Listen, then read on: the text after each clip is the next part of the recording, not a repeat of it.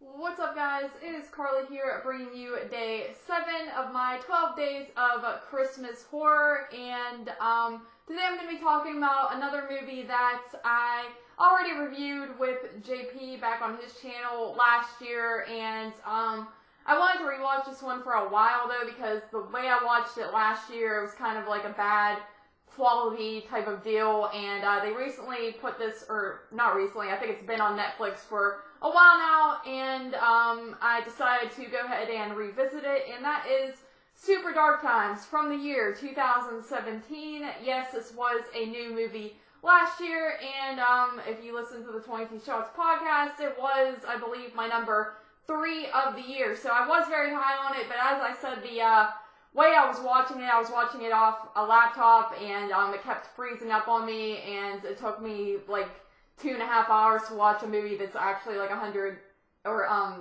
hour and 40 minutes or so. So it was very annoying, and I felt like I could have probably got more out of it had I watched it a different way, even though I did love the movie either way. Now this movie is not exactly a Christmas themed movie, however it is going on during Christmas time. You see lots of Christmas trees and holiday lights throughout the movie, and you know you can see that it's winter time, and the kids even mention early in the film that it is Christmas time. So it's very vague on the Christmas, but I figured it counts. Obviously, we counted it last year as a Christmas movie, so figured I would talk about it again. So to get into the plot here, Super Dark Times, it's not one that you want to give a whole lot away with, so I'm going to try to explain it very lightly, I guess.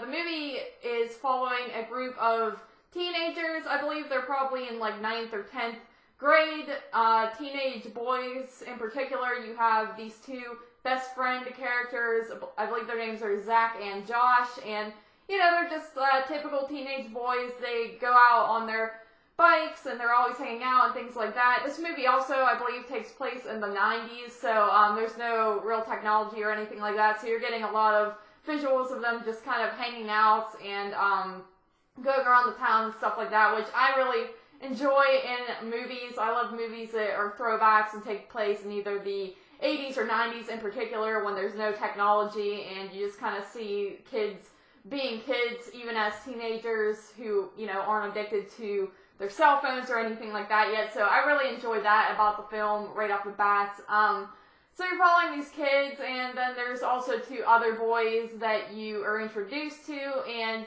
like I said, they're typical kids hanging out, and then something very traumatic goes down, and the rest of the movie is just kind of them dealing with the aftermath of what happens, and just how it kind of affects all of their lives differently. So that's what's going on. I don't want to say exactly what happened if you have not watched this movie yet. Definitely go watch it on Netflix, because it is definitely worth it, and not one that you want to go into knowing all the details, because it kind of just ruins the impact. On second watch, it was very nice to watch it all the way through without any, you know, slow moving interruptions or anything like that, because I felt like the scenes really affected me more. I got chills a lot throughout the film, more so than I did the first time.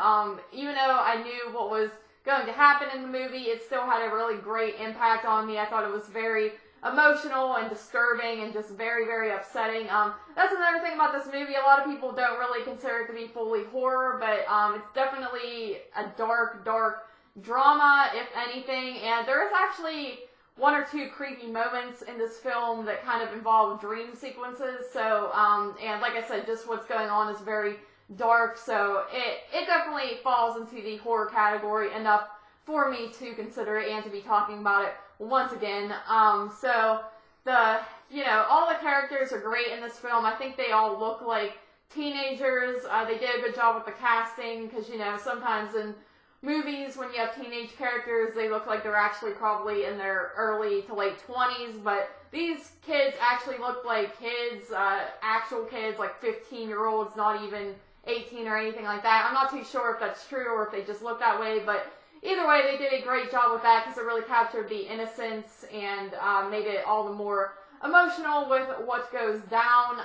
The atmosphere in general. I love, like I said, I love the 90s vibes. I think it really does a good job of capturing that. The 90s aren't as easy to capture as, say, the 80s or 70s with staple things, but I feel like the 90s kind of have this like doll feel about it, if that makes any sense. It just seemed like there wasn't a lot of over-the-top fashion, and the music was kind of more depressing with grunge and things like that, and just the overall tone of that time period I feel like is really well captured in this film. It kind of has that washed out look to it, where it's a lot of just grays and not really any sunshine or anything like that, because it is taking place during the winter as well, so that kind of makes sense. But I really enjoyed that about it. Overall, fantastic film. If there's any, I guess, complaints, maybe would be it is very slow, especially after the initial thing that happens. It really does slow down, and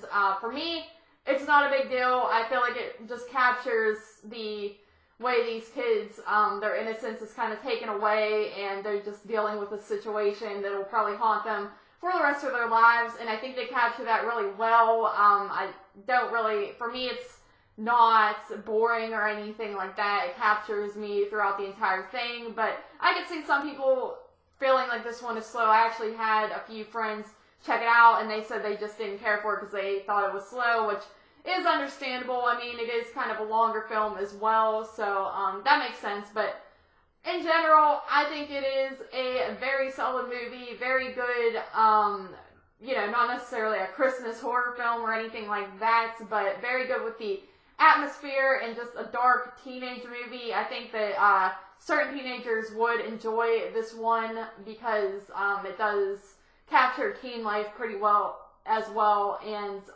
like I said, it's kind of slow for some people, but I do feel like other people might get something out of it. So I give this movie a 9.5 out of 10. I forget what I gave it initially. It might have just been a 9, but I'm thinking it might have been a 9.5 as well. I can't remember all the way back then, but 9.5 out of 10 for Super Dark Times. Thank you guys for joining me for day 7 of my 12 days of Christmas horror, and I will see you for day 8.